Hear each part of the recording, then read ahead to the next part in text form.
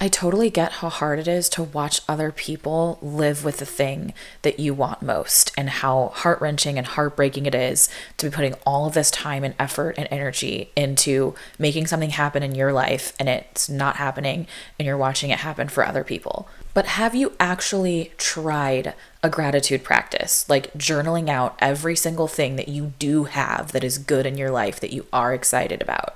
Not to stop pursuing the thing that you want, but to shift the focus away from what you don't yet have and put the focus on what you do have. Smile. But I'm not happy. People Why are you staring? I don't want to do this. You have to. They'll know No one something's cares wrong. about your Why life. is that bad? Nobody cares. They won't understand. I want to go home. You'll hurt their feelings. This is ridiculous. What are Why you even just talking talking about? about Just you want want to to keep keep them them happy. happy. What if they They're think gonna you're be mean. stupid? Just keep them happy. Just keep them happy. Just lie. I'm not here to sugarcoat, life's already a bumpy road. Too much shelter causes pain, let's just be real honest. Things are gonna knock you down, avoidance will not help you out. Let's talk it through here, me and you, let's keep it real honest. Hi, I know it's been a while. I did actually have time to record last week, but I was so close to finishing my book and I really wanted to be able to announce that the first draft was done, and I did it! So I'm back today, but I do have a lot of travel coming up, so it's probably gonna be a while before the next one, but I'll see what I can do. Anyway, welcome to Real Honest, the podcast where I share candid thoughts and feelings about life, love, and relationships, God and church, adulting, the workplace, and all the things in between. I'm your host, my name is Samantha, and you probably will not always like me, but I will always be honest with you.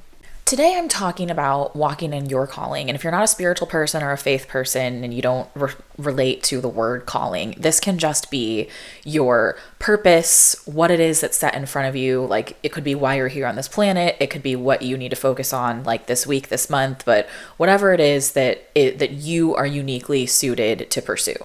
We've all heard that saying that comparison is a thief of joy, and I feel like social media has made this more relevant than ever. Like, we're all spending so much time watching other people's highlight reels, which is a really awesome way to feel inadequate. And I personally have just found myself spending more time on social media recently when I don't want to, and a lot of my friends are struggling with this as well, so it just kind of felt like a relevant thing.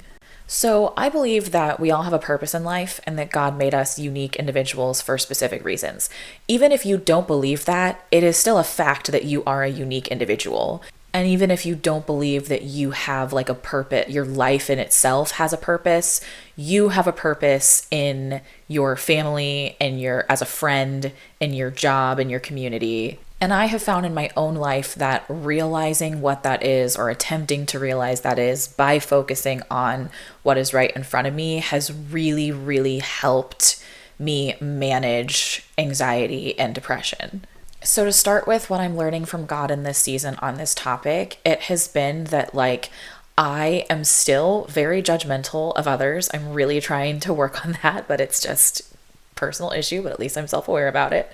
But over the past 5 or 6, maybe 7 at the most years, I would say, I've really been working on my personal spiritual journey in terms of going to church consistently, reading the Bible cover to cover, leading a small group, doing all of these different Bible studies. I tried seminary for a year and a half, just really trying to nail down what it is that I believe and why. And I feel like as a result of all of that, I have gotten really comfortable with my relationship with God, and I have loved this spiritual journey that I've been on.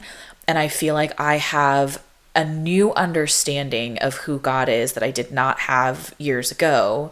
And it just makes me want to help other Christians get this same understanding of God, which is beautiful in theory, but in practice, it has made me very judgmental, and I think has made me a little difficult to talk to with other Christians in spiritual conversations, because my family, for example, are all in very different places in their spiritual journeys than I am. Everyone in my family has read the Bible less often than me. They have not studied it the way that I have. And so there are things that they will say about God that is not accurate according to the Bible. And I would be like, if you actually dove in and read that and studied it, I don't think you would say that's really not accurate. But I forget that it's accurate for them and it's what they believe in this moment, and it's not my responsibility to change their beliefs. And I forget that I've only learned a lot of this stuff within the past 5 or 6 years, right? So like I was raised with very inaccurate beliefs of the Bible, and I thought that God was a completely different person than he actually is.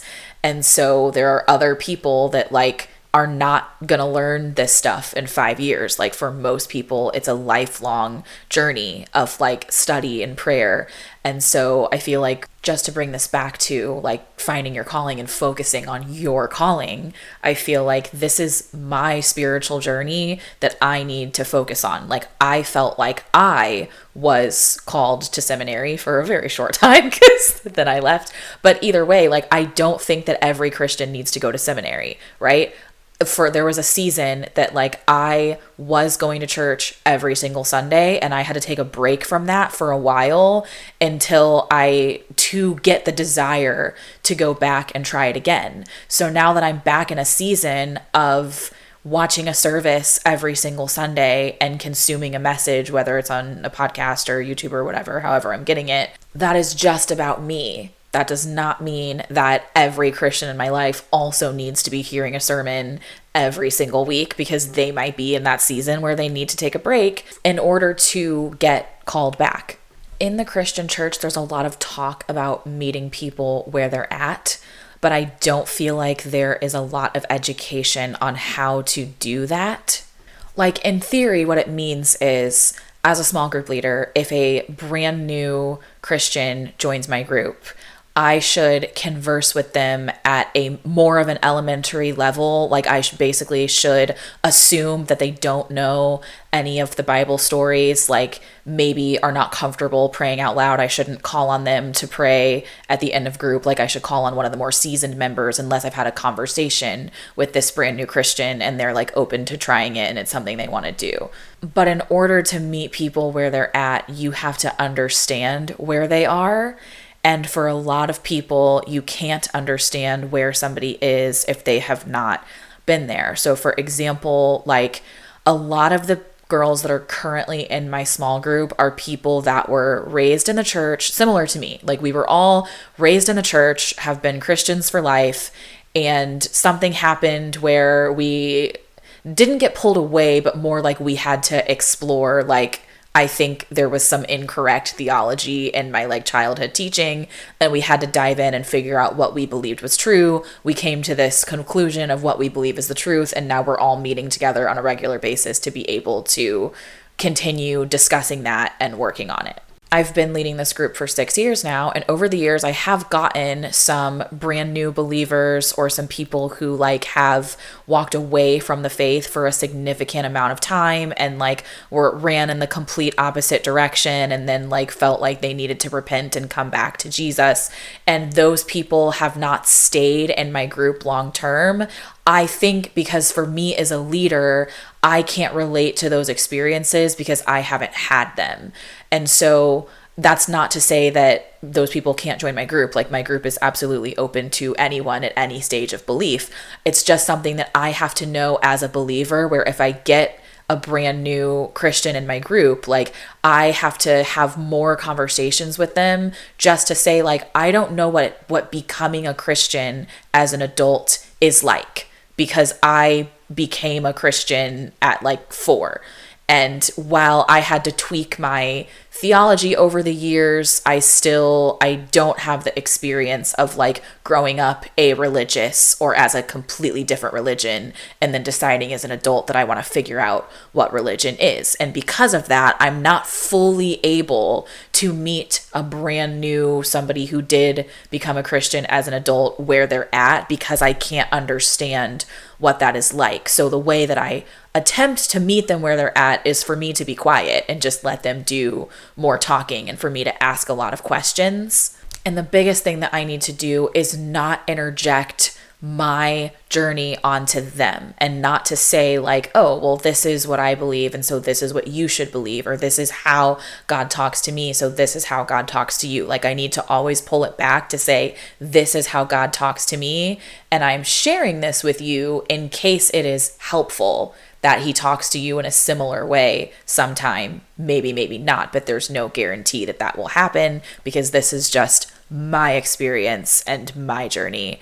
And speaking of my journey moving into goals, I had shared with you guys how I have been a person for most of my life who has had like a million goals at a time. And so for 2026, I really wanted to focus in and was like, let's just have the one goal and see if that helps me get it done. The one goal was to finish the first draft of my book so that I could start querying and editing. And I did complete it on March 1st. I'm so excited.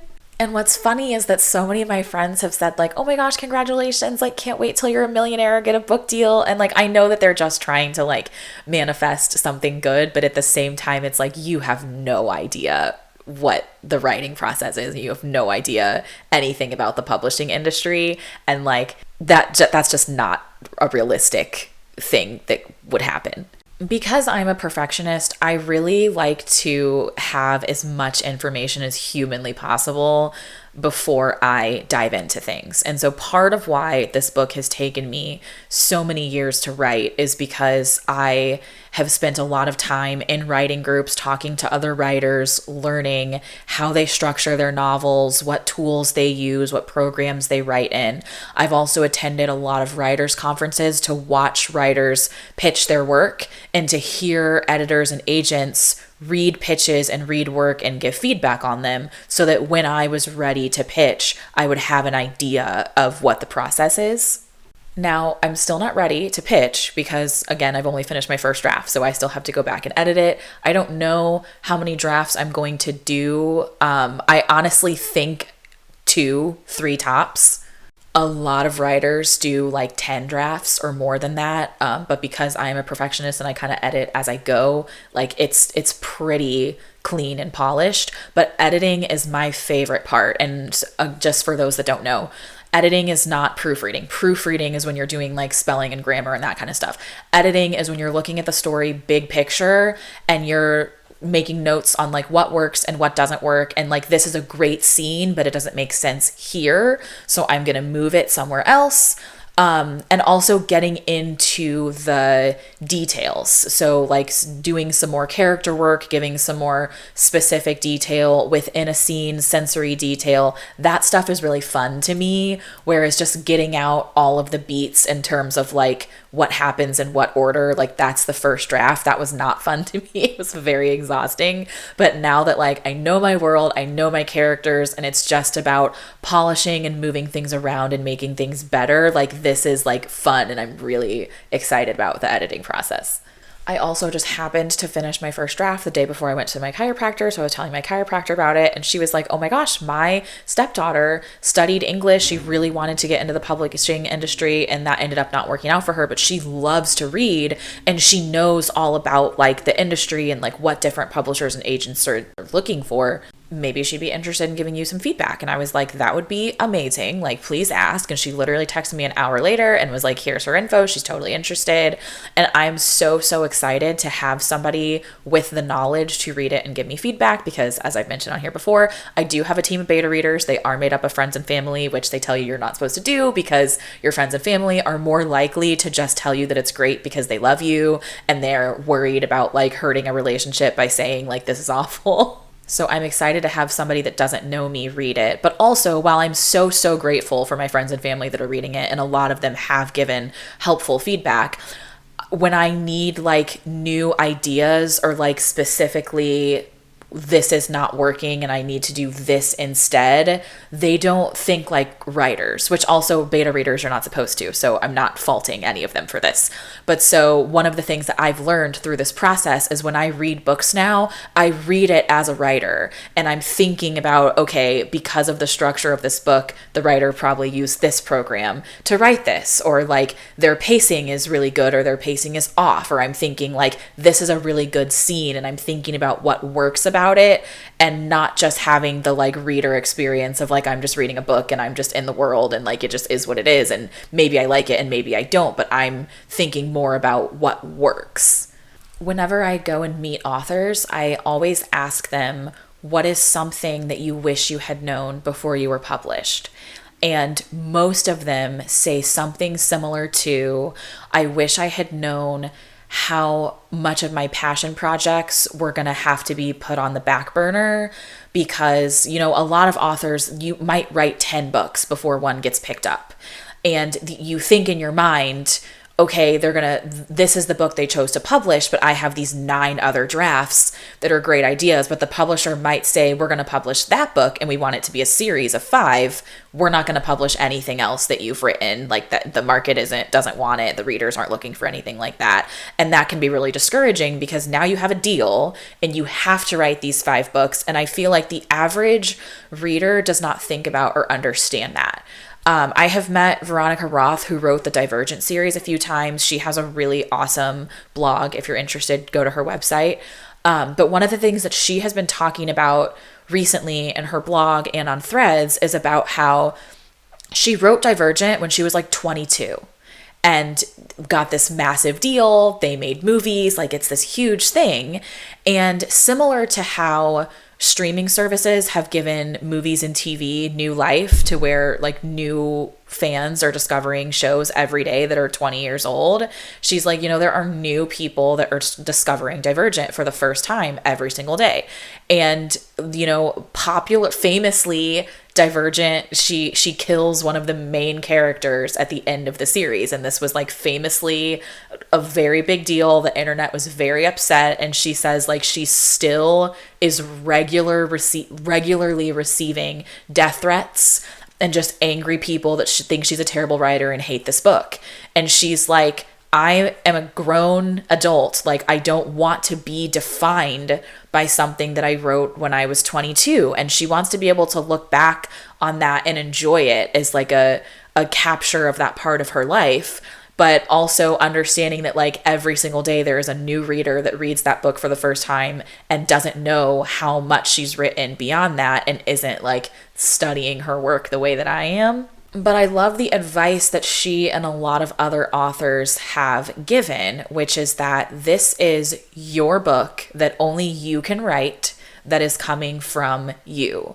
And no matter how much you edit it and how many changes you make, like whether you get it traditionally published or you self-publish, once it is out in the world, people are going to love it and people are going to hate it. And there is nothing that you can do about that. So most, of course, recommend that you don't read your reviews, but a lot of people find that impossible. So they say, like, just filter the reviews through the lens of, like, this review is written by a reader, not a writer. It was not written by someone who has any idea of, like, what I went through to get this out in the world or what I was intending when I wrote it down. Like, it's now a brand new thing that's taking on a life of its own, and you kind of have to be able to separate that.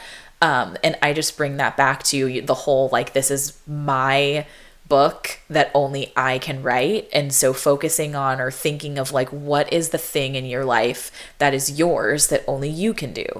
You know, whatever the thing in life is that you are chasing after, if you want to lose weight, if you want to get married, if you want to have a baby, and you're sitting and you're scrolling through social media and you're watching all of these other people, you're seeing somebody lose 100 pounds when you can't lose 10. You're seeing somebody have their 3rd child when you haven't been able to have 1. You're seeing somebody on their 2nd marriage when you've been on 27 bad hinge dates. And you're getting angry and you're feeling like, why not me? Like, why am I being overlooked? Why am I lesser? Why am I being punished? And I know that a gratitude practice sounds so simple and mundane and honestly stupid to just sit and look around the room and be like, I'm grateful for this house. I'm grateful for this desk. I'm grateful for these books. But like really and truly, if you do it and you do it consistently, I promise you it will shift your mood in a positive way. And it doesn't have to be big. It can be something so small and simple. It can be like, I'm grateful that the sun is shining right now. I'm grateful that the chair that I'm sitting in is holding me. And ultimately, just shift the focus to whatever is right in front of you. So whatever it is that you are pursuing, that you're scrolling on TikTok and watching other people have, you know, that's not yours now today. So what is yours now today? You are a sibling, a child, an employee, like you have a home, you have relationships, you have a job, like focus on those things and being the best, show up for all of the people that are in your life to the best of your ability, because that's what you have currently set in front of you. Like, even if you hate your job and you really want a new job, I'm not saying stop applying for jobs, but like the job that you have right now today is the job that you have right now today. So unless you're going to quit, so if you have the means to quit your job now today and put all your focus and energy into a creative project or finding a new job, like if you've got a job that you need until you find a new one and you're going to keep working it until you find a new one, then show up in the best way that you can, because that is your job. That's where your focus should be. I have people in my life that are making decisions lately that I don't love, but I do have to pull back and say, like, I am their friend. I'm not the person, I'm not being affected by their decision at all, other than like having to hear about it. And I'm kind of like, I don't think it's great that you did that. But at the end of the day, it is their life. They're going to make their decisions that they're going to make. It's not for me to do. I cannot make the decision for them. I am not living their life. I have not been presented with the decision. If I am presented with it, I think I would make a different decision than they would, but that doesn't matter. So I'm like, what do I have in front of me? I have this person in my life who's made a decision that I don't love. Okay, how do I love them in that? How do I still be a good friend? How do I still be a good listener and show up for them so that they know that maybe I don't love the thing that they've done, but I still love them? That is what I'm called to do in that context. You know, I have never been great at math or science. I do not believe that I am called to be a mathematician or a teacher or a scientist. I am called to make art. I'm very good at music and writing. I'm not in storytelling. I'm not the best at it. But I'm uniquely qualified to tell certain stories. But telling stories isn't my job. My job is to be a project manager. Do I love being a project manager? No, but that's my job. It's been my job for 10 years. I'm very good at it. I have a lot of skills. I'm a perfectionist. I'm highly organized. I'm a little bit OCD. Those things make me, I'm very good at communicating. I zero 5 different inboxes every single day. Like I'm highly productive, and that uniquely qualifies me to be an excellent project manager. So for a while, I was kind of like, I don't want to be a project manager. I hate this. I'm bored, blah, blah, blah. And I was just complaining and mad. And I was spending all my time watching people on social media that had jobs that I thought were cool that I wanted. Like, I want to be an actor. I want to be a writer. I want to be a singer or a musician. And it's like, okay, but I'm not. So that doesn't mean that I can't pursue that, right? But today, I am a project manager. And so I just shifted the perspective to say, because this is my job, I'm going to do it to the best of my ability because it's what's right in front of me. I'm going to use some of the income that I get from being a project manager to get this writing software to help me better organize my books, because Google Docs isn't the best that I have found in all my research. I'm also using some of the income from my job to buy a bunch of books. Actually, I shouldn't say a bunch. It's 3. To buy 3 books on how to get your book published. I have a book on how to write a book, and I have 3 books on how to publish a book. And I've got a book on how to edit a book, because I want to write the best book that I possibly can to set myself up for success as best as I can, because I would really like to be a full-time author one day in the future. But that doesn't change the fact that I'm not today. So every time I see a new author publish their first book, or I go to a local authors event and I'm like, oh, you're from here and like you got your book published, like I'm cheering them on. I'm not like, why not me? Because I'm not there yet. I'm still in the research stage, but at the same time, I still have a job. And that's what I need to focus on, because that is what is in front of me to do. And if that's not what I want to do forever, then I'm just like, okay, but it's for now. So how can I use it to try to propel me closer to where I want to be? For this week's hard conversation, it's kind of like a lot of little conversations that I want to mention regarding to the topic. So starting with pursuing your dreams and like not having people in your life that get it. So for example, I got super depressed when I graduated college with a film degree and like did not immediately like move out to LA and become an actress, because I would have had to be a waitress and live on somebody's couch, and I didn't want to do that. And multiple people said to me, clearly you don't want this badly enough, because if you did, you would do this. And I was very upset, twofold. I think I was upset because part of me believed that they were right, that I really didn't want it bad enough. And I had literally made my entire personality since I was 4 years old that I was going to move to LA and become an actress. So I was like, who am I if that's not what I do? But the other half was that I felt like, who are you to tell me how badly I want something? You are not in my head. You're not my feelings. You're not my brain. Like, you're not inside me. And so you're telling me that if I want something bad enough, this is what it would look like to you.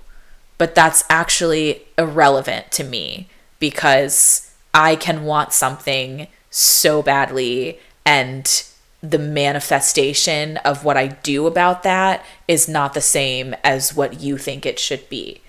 And what I mean by this is, like, if you are pursuing something and other people in your life don't get it, they don't have to. Like, really and truly, their opinions are irrelevant. If you want to study something that nobody understands, find people that are also studying the same thing. Like, I'm trying to surround myself with other writers and other people in the publishing industry, because they get it and they understand. Where, like, you know, I'm a movie buff. I went to film school. So, like, I prefer to watch movies with my friend who also went to the same film school and also loves movies, because she and I have an intellectual conversation about the movies that we see that is very different than when I go with my, like, casual fans of movie friends that will just, like, after it, they'll be like, oh, that was good, or oh, I didn't like it. And then that's, like, all that they can say, and they're not really able to form an opinion. I have a lot of people who have said, like, why don't you just self-publish it? Like, just put it on Amazon. That's so easy. And I'm not going to get into here the nuances of traditional versus self-publishing. I'm not 100% against it. It's just not where I want to start. You know, I've spent 10 years doing all of this research, so I want to use the research and, like, try. But again, these comments are coming from people who know nothing about the process or the world. So I also, when I am telling friends and family, you know, that I wrote a book, I have to take their responses with a grain of salt. And it's also teaching me that if the people in my life are sharing about something they're really excited about that I know nothing about, I try to just ask more questions instead of interject, like, what I think they should do next. I just stay quiet. I just say, congratulations, that's awesome. What makes you so excited about it? What gave you this idea? You know, I try to just let them keep talking and me just listen, because if I don't know anything about the thing, then there's really nothing that I can offer. And then other hard conversations that I've had this week have been, as I mentioned, like, people in my life that are making decisions that I don't love. And I've had to say, like, you know what? I need to focus on my calling and not anybody else's. So, like, what do I have in front of me to focus on? I have my job and I have editing this book. Those are the two things that are for me to focus on. I have friends that are focusing on certain relationships right now that maybe I don't think those are the best relationships they should be focusing on, but that's not my job. I'm not their therapist. I'm not their parent. I am their friend. And so my job as their friend is to listen. And those conversations have been a little bit difficult, but I just honestly say, like, I think that you are looking for somebody to encourage what you're doing and cheer you on. And I am not that person. I'm not going to encourage it because I don't think you should be doing it. That said, you are an adult and you can do whatever you want. And, like, I'm still your friend and I'm still here to listen. But just keep in mind that, like, I'm not I'm not supportive of the thing that you're doing. I'm supportive of you as a human. And so I want to hear about your journey in this thing. I want to know what you're learning from it. I will always show up for you. I will always answer the phone. But, like, I can't in good faith be like, yeah, I think this is really good for you. I think this is going in a great direction, because I don't feel that way. But also, I could be wrong. you know, who am I to tell you what to do? Because this is your life and this is what's in front of you for you to focus on, and you make those decisions. I'm going to stay back here and focus on me and what I'm called to do.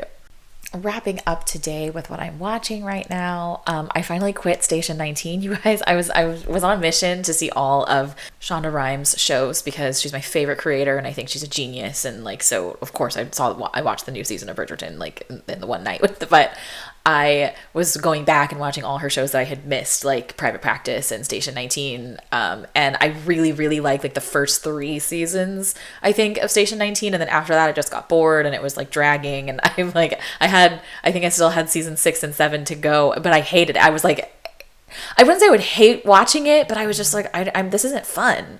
Like, I'm bored. What's going on? Like, I don't want to watch this anymore. And it's so funny because I'm going through this while my sister is reading a book that she hates. And so we're texting each other every day. And she is like, this is the worst book I don't know if I can finish this. And I am like, I don't like this show anymore. Like, I no longer care about the characters. And we're both perfectionists, so it's just like the completist in us that like makes us like unable to quit. But I did just like removed Station 19 from my continue watching, and I was like, you know what? I don't care to finish the last 2 seasons. I'm not going to, and I honestly feel so free. I just binge watched the last season of SVU last week, which made me extremely angry and extremely sad. But I was riveted, like super engaged and like locked in the whole time. I'm watching Extraordinary Attorney Woo on Netflix right now, which I really, really love. That's fascinating and very interesting. And I'm also rewatching Nikita just because I want to always have something that's in the espionage genre, just because obviously I don't work in that arena, but that's the arena that my book is in, and so I want to make sure that I'm like seeing other ideas and stories that are a similar genre to keep exercising that part of my brain. Oh, I forgot movies. I've only seen 1 screening since my last episode. It was Project Hail Mary, which, you guys, so good. I went in 100% blind, and I honestly highly recommend you do too, so I'm not going to give you a synopsis. I knew that it was a book, and I knew that people love the book, but I've never read a synopsis. I did not watch the trailer. I knew absolutely nothing about this story. I only knew that Ryan Gosling was starring in it, and I love him, and I will watch everything that he does for the rest of his life. So, oh my gosh, like one of my favorite movies I have ever seen. It is so funny. It is so interesting. It is so original. Just like 10 out of 10 loved it. Thanks for listening. Leave a review if you want. Feel free to hit me up at realhonestpod@gmail.com with questions, comments, concerns, or you just want to chat about art. Okay, bye. I'm not here to sugarcoat, life's already a bumpy road. Too much shelter causes pain, let's just be real honest. Things are gonna knock you down, avoidance will not help you out. Let's talk it through, here me and you, let's keep it real honest.